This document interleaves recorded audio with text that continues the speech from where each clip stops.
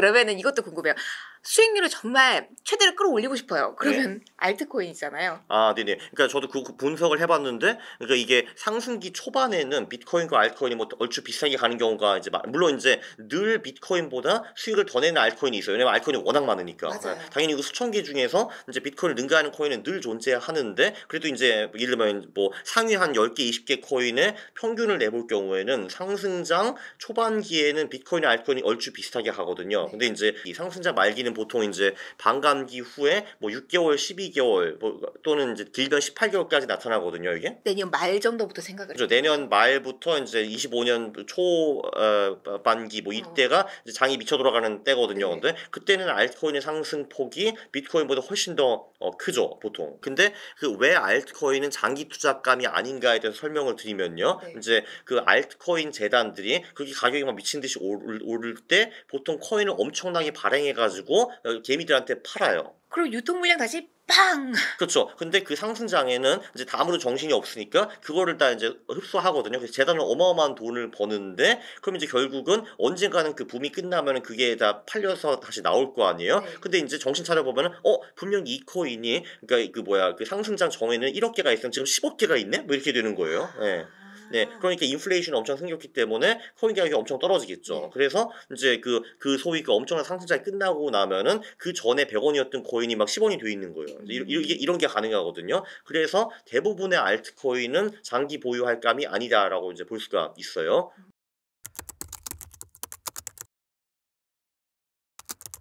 네, 근데 우리가 단기 투자를 하면 얘기는 완전히 달라지죠. 그러니까 이제 코인 같은 경우는 그 추세가 굉장히 강하기 때문에 가장 심플한 방법은 이제 코인마켓캡이라는 사이트에 가면은 그 코인들 시가총액이랑 뭐 거래량이랑 그리고 최근 7일 동안의 수익률을 쫙 볼 수 있거든요. 그래서 진짜 아주 되게 심플하게 그러니까 톱 10, 20 코인 중에서 그 최근 일주일 동안 제일 많이 오른 코인 3개가 무엇인가 해가지고 그 3개를 사고 일주일 동안 보유하는 전략이 되게 좋아요. 아, 일주일간의 추이를 보고 그 다음 일주일을. 그렇죠. 그러니까 이제 최근 그러니까 예를 들면 최근 일주일 동안에 예를 뭐 솔라나랑 뭐 저기 뭐야 그 아발란치랑 무슨 뭐 예를 들면 라이트코인이 가장 많이 올랐네 하면은 그 세 개를 보유하고 일주일 후에 가 보면은 이제 걔네들이 가장 많이 오른 게 아니라 이제 솔라나도 뭐 예를 들면 요번 주에 10% 올랐는데 보니까 예를 들면 이더리움이 40% 올랐네 하면 이제 이더리움을 갈아타는 거죠. 네, 그런 식으로. 그러니까 매주 알트코인을 갈아타는 전략이 좋은데 근데 중요한 건 이건 상승장에서만 통하기 때문에 비트코인이 122평 위에 있나 아래에 있나 그거를 잘 보셔야 돼요.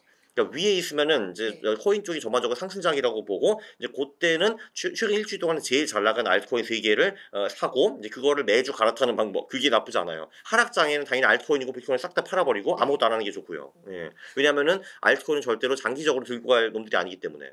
근데 물론 예외 알트코인도 있다고 들기는 했어요. 한마디로 그렇게 이제 막 인플레이션으로 이제 코인을 막 남발하지 않는 코인들도 있다고 들었는데 그거는 잘 좀 연구를 해보셔야 돼요. 저는 그게 어떤 코인인지 잘 몰라요. 예. 기본적으로 그러면은 알트코인을 고를 때 그냥 지난주에 추세가 가장 중요한 건가요? 아니면 주식시장처럼 이것도 뭐 저평가의 영역 이런 걸 분석하는 것도 필요할까요? 그 같이 그 지표들도 있기는 있는데 이제 그거 분석하기가 좀 어렵거든요, 사실 근데. 예를 들면 이제 뭐 퍼나 PBR 같은 경우는 뭐 주식 같은 경우는 퀀트 소프트웨어가 다 이제 해주는데 아직은 뭐 코인이 그런 것까지는 없기 때문에 이제 그거를 내가 다 직접 분석해야 되잖아요. 그건 좀 어렵죠. 근데 가격은 이제 한눈에 볼 수 있으니까 이제 그걸로 투자하기가 제일 쉽죠. 근데 이제 그 가치 지표 중에서 어떤 게 이제 논문에 요즘 많이 나오냐 하면은 그 신규 생성 계좌.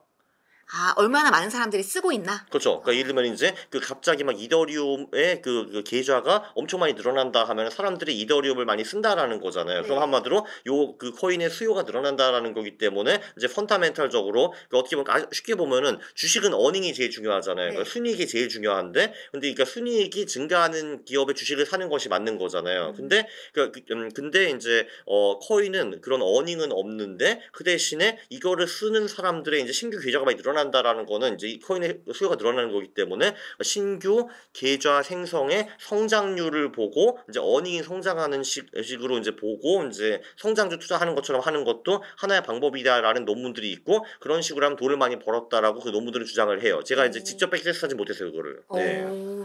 그럼 정리하면 코인은 지금은 아직은 알트코인 볼 때는 아니고. 아니요. 근데 지금 고전략 있잖아요. 근데 그거 지금 할 수도 있어요, 아, 사실은. 일주일 패싱 전략은 지금도 가능하다. 그렇죠. 근데 이제 그 전략의 수익이 상승장 하반기에는 훨씬 더 높을 것이다라는 거거든요. 그러니까 비트코인은 그래도 나름대로 근엄하게 일주일이면 5% 10% 정도 움직이는데, 근데 이제 진짜 톱 20 코인 중에서 일주일 동안에 많이 가는 애들은 진짜 막 일주일에 50%에서 500% 가는 애들도 있어요.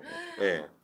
와, 예, 그 제가 백테스트로 다 해봤거든요. 네. 근데 뭐 이런 거예요. 그러니까 이제 그 지난주에 리플이 가장 많이 올랐네 하고 들어갔는데 그 리플이 그 다음 주에만 500%더 추가로 오른 경우도 있고 막 그래요. 예.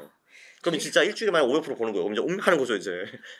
네, 선물이네요. 네, 그죠, 그죠. 아, 근데 물론 그런 거는 그런 경우는 그렇게 많지는 않았는데, 그러니까 제가 백테스트를 쫙 해보니까 네. 정말 지난주에 가장 강한 코인이 그 다음 주에 진짜 300% 500%까지 간 적도 있었어요. 네. 코인 이야기 하다 보니까 저희가 두 자릿대 수익률이 아니라 세 자릿대로 이야기를 그것도 주간으로. 예, 그러니까 주간으로. 연간이 아니에요 지금 이게. 이 짧은 시기와 폭에 와 하고 놀라고 근데 있어요. 여기 근데 네. 리스크는 근데 이제 이게 매주 통하는 거는 아니고 가끔은 제가 3개 알트코인이 들어갔다고 했잖아요. 네. 근데 얘네들이 일주일 만에 또 3-40% 빠지는 경우도 있어요. 그럼 이제 굉장히 좀 슬프겠죠. 일주일 만에 마이너스 3-40%. 세상에서 줬다 뺏는 게 제일 나쁘다고 가진 게 갑자기 손실이 되면 그것만큼 그렇죠. 그러니까 요 이제 최근에 가장 많이 오른 세계 사는 그 전략이 안 먹히는 구간들이 분명히 있거든요. 그러니까 보니까 안 먹히는 구간에는 정말 한 5주 6주 만에 70% 날리는 경우도 있어요. 예. 물론 그 전에 번 게 많으면은 그 70% 잃어도 덜 짜증 나겠지만 내가 하필 시작했을 때 70% 날리면 굉장히 짜증 나겠죠. 맞아요. 근데 나 이렇게 트레이딩하고 이거 잘 모르겠다. 근데 남들 다 코인 하니까 나도 하나 조금 비중을 확보하고 싶어. 그러면 역시 비트코인으로. 그렇죠. 뭐 비트코인 이더리움 들어가가지고 네. 25년 뭐 여기도 11월 4월이 있거든요. 비트코인 같은 경우도. 네. 그러니까 25년 4월쯤 털고 나오는 것도 방법이죠. 네. 그럼 지금 내일 뭐 일주일 후 큰 대세 지장은 없다라고 정리를 해도 될까요? 그죠, 그죠. 네. 지금이라도 괜찮다라는 네. 이야기도 해주셨습니다.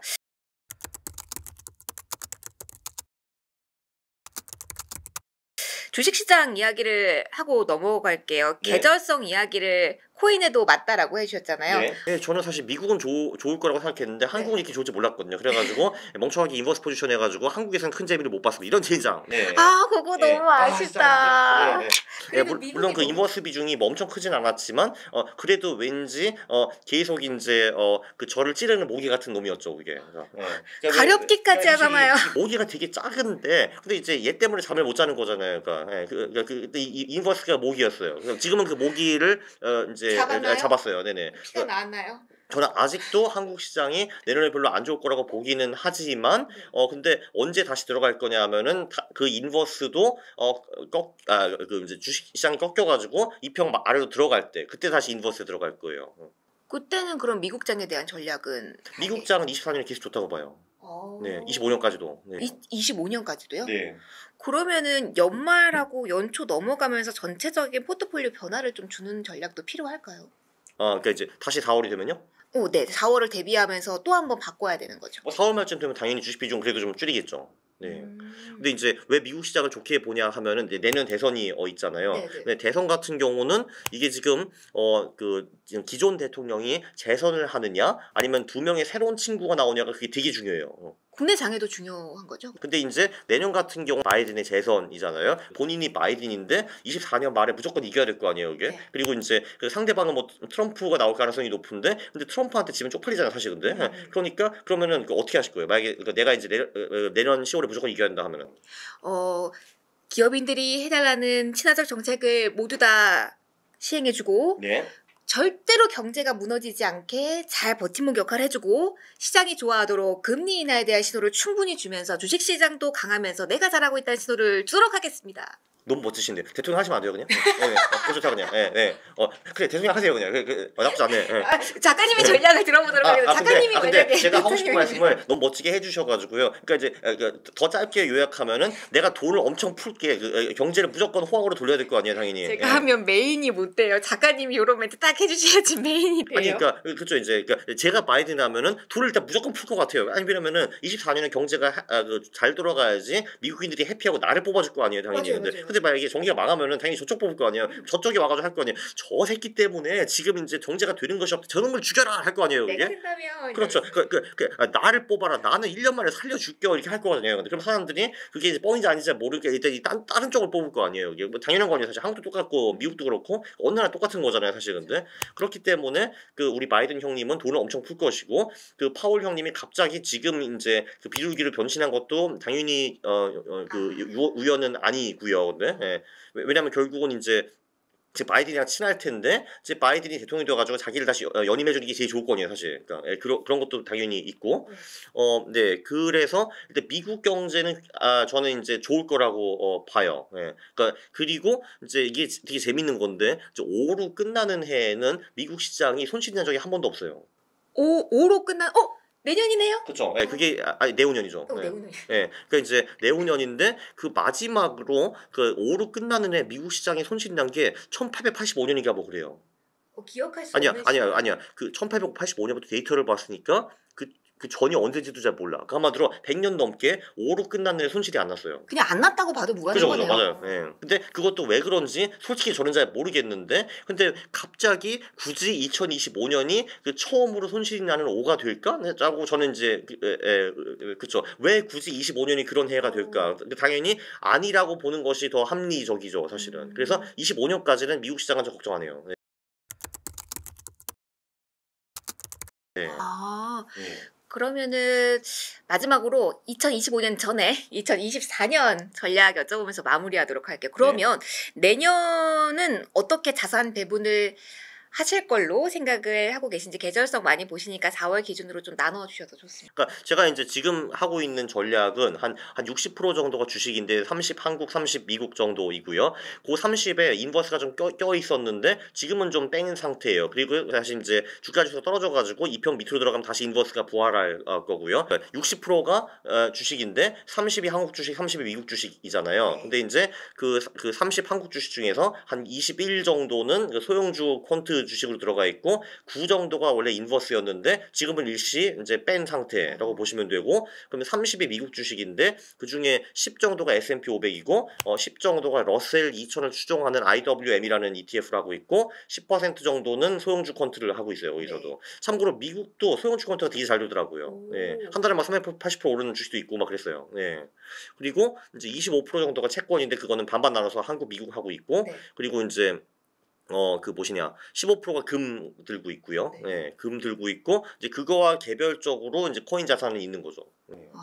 그래서 일단은 요 큰 틀로 내년도 가져가실 예정으로 정리를 하면 될까요? 4월 말까지는 그렇게 하고 그 이제 5월부터는 그 주식이 60이라고 했는데 그거 많이 줄어들겠죠. 이제 5월, 10월에 주식이 이렇게 재미 있었던 적은 이제 이 세상 역사에 그렇게 많지는 않기 때문에 당연히 줄여야죠.